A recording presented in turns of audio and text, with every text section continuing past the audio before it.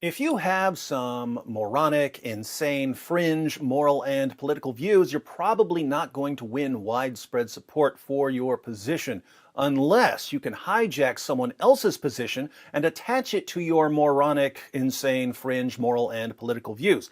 This is what happened with Black Lives Matter.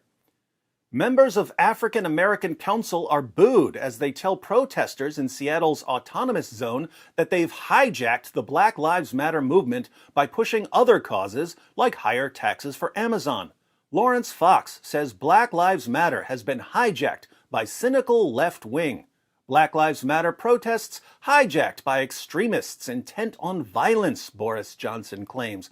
Black Lives Matter hijacked by anti-Semitism. Hard left hijacks Black Lives Matter movement.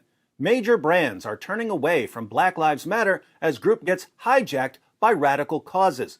Black Lives Matter protests hijacked by politically driven left-wing agendas. Amid chaos, some black activists say the message has been hijacked.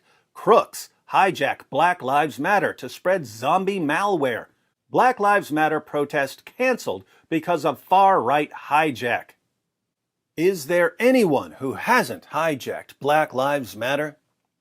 Now, plenty of people have commented on the distinction between the statement Black Lives Matter, which everyone agrees with, and the political movement Black Lives Matter, which, when their views are made clear, practically no one agrees with.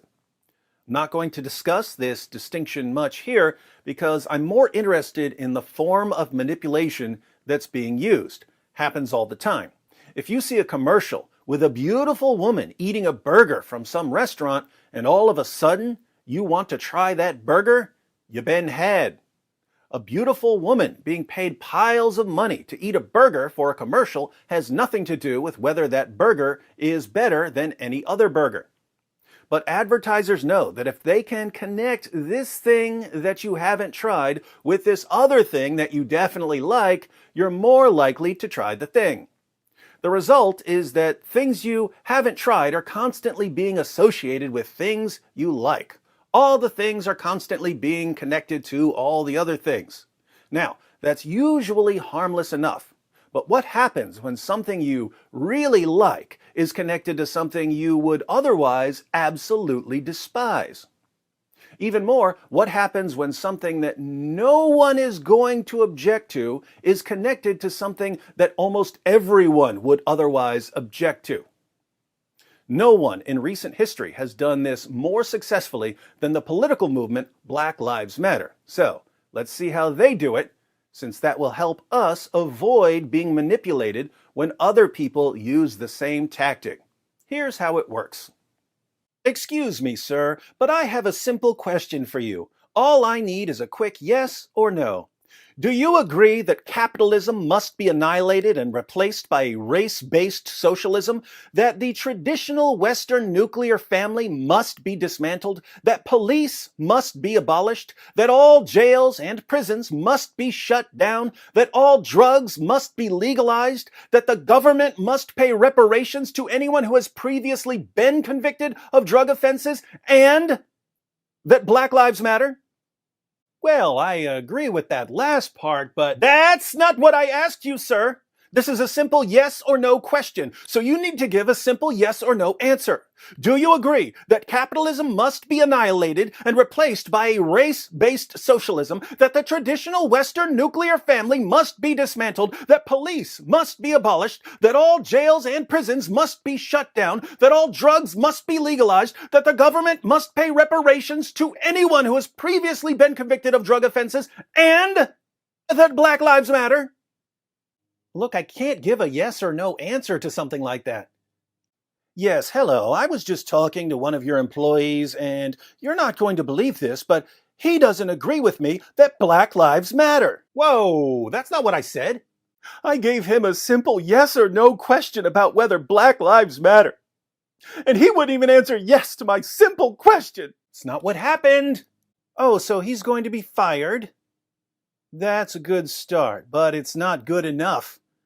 Unless you want your company to be exposed as a haven for white supremacist indoctrination, you will immediately make a large donation to our organization. You'll invite our representatives to give a series of lectures to your employees about proper gender pronouns, and you will definitely begin paying reparations to all employees of color for the money you've made from their labor. No, we don't care about the stupid black squares you posted on Twitter. Now submit to our demands, or we're going to tell everyone that your company doesn't believe that Black Lives Matter. Oh, are you still here?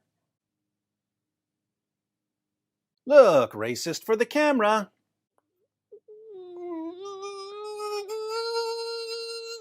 Perfect. And just met this white supremacist, probably the next Hitler, says that black lives don't matter one bit. Okay, I'll agree with everything you say. Just stop destroying my life. Too late, sir. You've been canceled. I've been what? Canceled. If I were you, I'd call your Nazi wife and those Hitlerjugend you call your kids, because there's a mob heading to your house right this minute.